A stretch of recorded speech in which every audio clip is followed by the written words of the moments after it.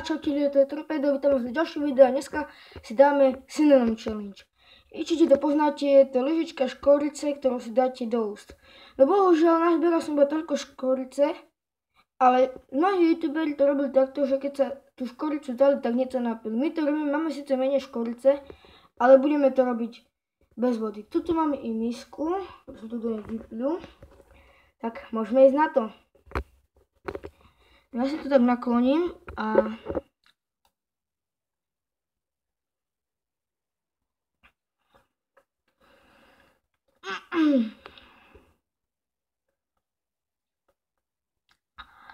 držím to.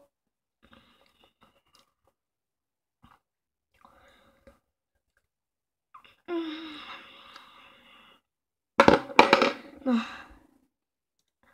Mám čudný jazyk, ale zvládli sme to.